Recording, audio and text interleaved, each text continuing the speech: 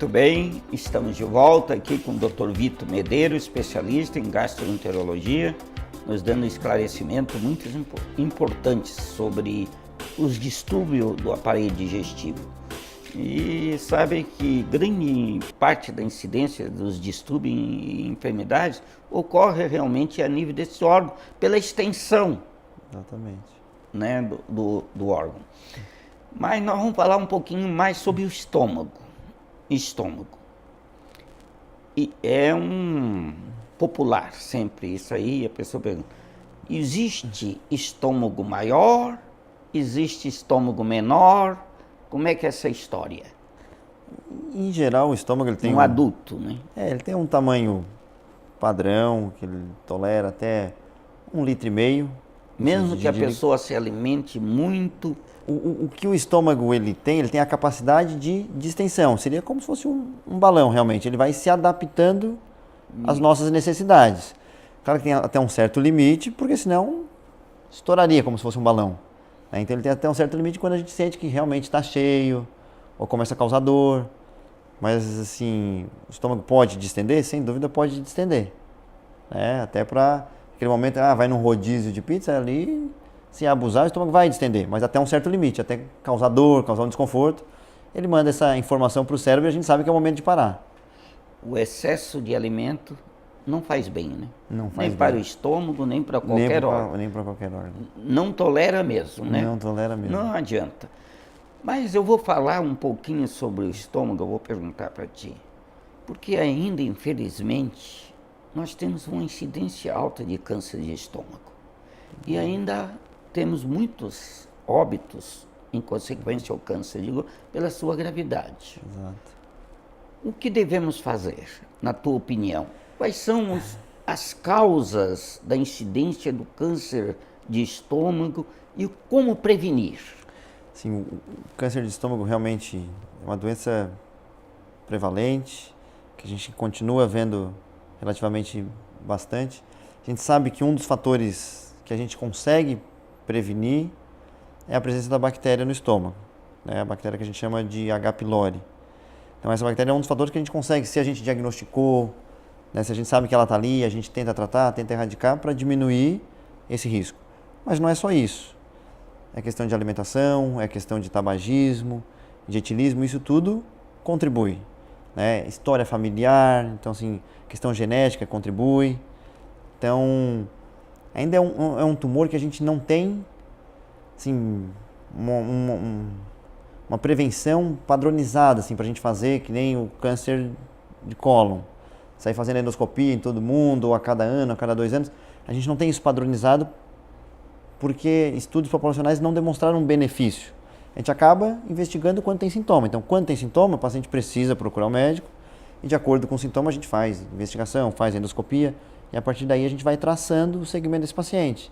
Tem gente que tem gastrite mais avançada que precisa fazer endoscopia quase anualmente, pelo risco de poder desenvolver um câncer de estômago.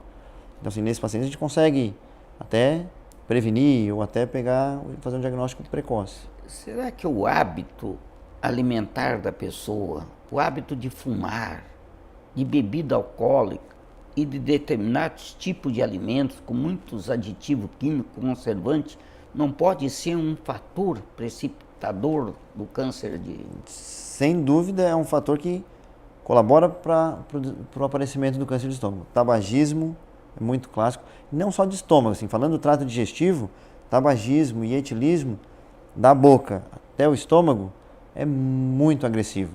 Câncer de boca, câncer de língua, câncer de esôfago e o próprio câncer de estômago. Então, assim, sem dúvida, os hábitos, os fatores ambientais que a gente diz, contribuem bastante para o aparecimento desses tipos de tumores. Muito bem. Um outro órgão que eu gostaria de falar contigo, assim, é a vesícula biliar, que faz parte, que eu acho que tem uma incidência alta, sem dúvida, da patologia na vesícula, que são os cálculos biliares.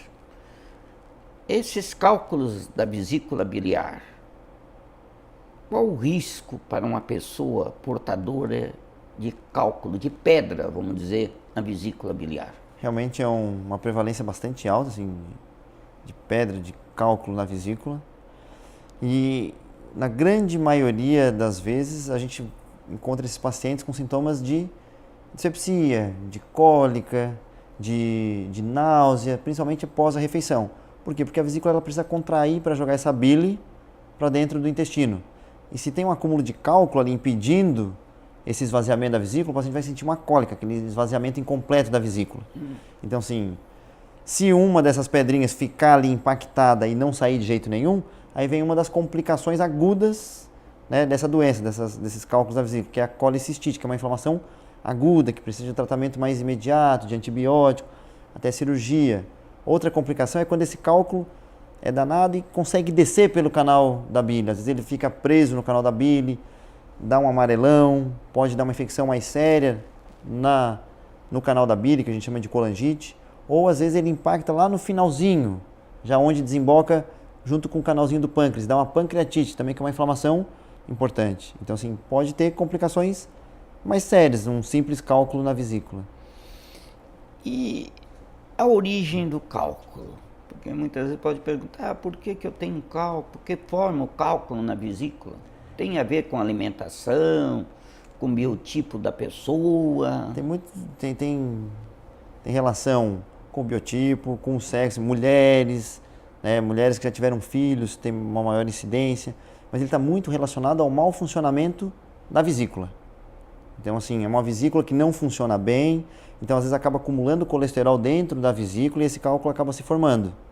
Então, por isso que às vezes, tem encontrou só um cálculozinho que saiu da vesícula, está no meio do caminho, por que a gente só não tira aquele cálculo e deixa a vesícula? Não, porque o problema está na vesícula, está no funcionamento dela, a contração dela não é boa, então ela não consegue trabalhar aquela bile que está dentro dela, e isso vai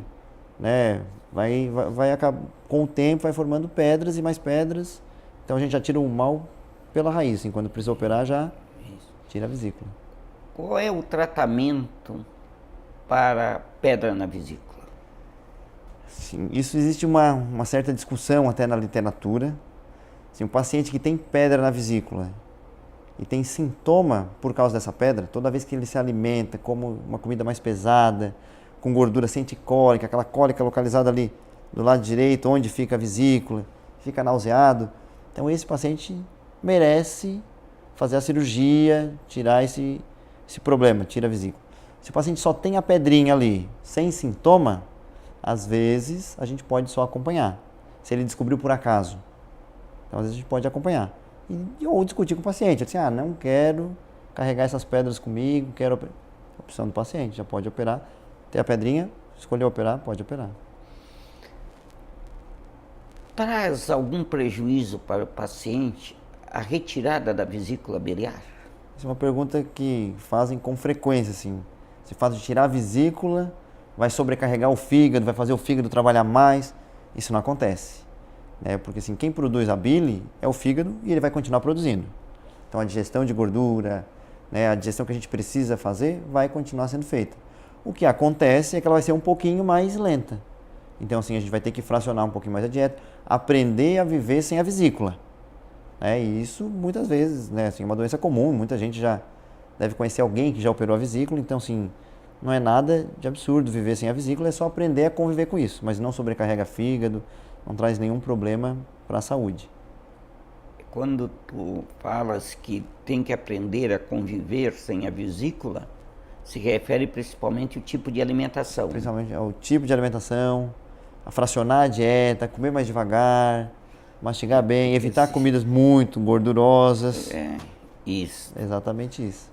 E o paciente, muitas vezes, é uma queixa dele, quando retira a vesícula, ele diz que tem, muitas vezes, diarreia constante. Isso é uma frequente ou não? Não é tão frequente, mas existe a diarreia por falta da vesícula, após tirar a vesícula. Porque pode acumular esses sais biliares, a vesícula ela funciona como um armazenamento, então a bile só vai ser liberada no intestino quando tiver o alimento. Quando a gente não tem a vesícula, sempre vai ficar gotejando a bile ali no intestino, né? Não tem mais o armazenamento, ela está sempre caindo. Em algumas pessoas, esse excesso de sal biliar pode causar uma diarreia, que é um sintoma desagradável, claro, mas em geral não traz inflamação, não traz ferida ao intestino, não traz prejuízo à saúde, traz prejuízo à qualidade de vida, mas que a gente consegue tratar com medicação.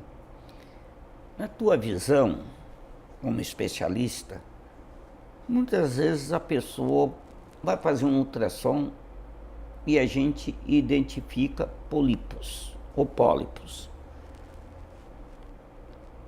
Qual é o risco disso para a pessoa? Então, esses pólipos, como é um órgão que a gente não tem acesso, a gente só tem esse acesso através de exames de imagem, a gente não consegue saber qual é a origem desse pólipo. Então, a gente pode acompanhar. Se é um pólipo pequeno, menos de 1 centímetro, o paciente não quer operar, não gosta de operar, a gente pode acompanhar. O paciente não tem sintomas, a gente pode acompanhar. Fazer ultrassom cada 6 meses. Esse pólipo está crescendo, então provavelmente é uma origem de um pólipo que pode malignizar. Por que ele está crescendo? Então vale a pena operar. Pólipo que não cresce, que fica sempre do mesmo tamanho, menos de 1 centímetro, sem sintoma, a gente pode seguir acompanhando. Mais uma vez entra a participação do paciente na decisão, na tomada de decisão. Isso é muito importante, a gente explicar para o paciente e tomar a decisão em conjunto. Eu concordo contigo também. Eu acho que o pólipo que não cresce, que a gente vê que ele está sempre pequenininho ali, tamanho de 5 milímetros, 6 milímetros, 7 milímetros. Lógico, se a gente está acompanhando pelo ultrassom, é um método bom para avaliar isso, que ele cresceu, vai para 10, para 12, para 15, aí é outra história. É outra história.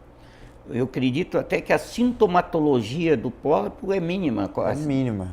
A não ser que seja um pólipo grande ou que ele esteja próximo ali do infundíbulo, mas em geral é mínima. Exatamente. Muito bem. Nós vamos fazer mais um breve intervalo e já retornamos falando sobre as doenças do aparelho digestivo.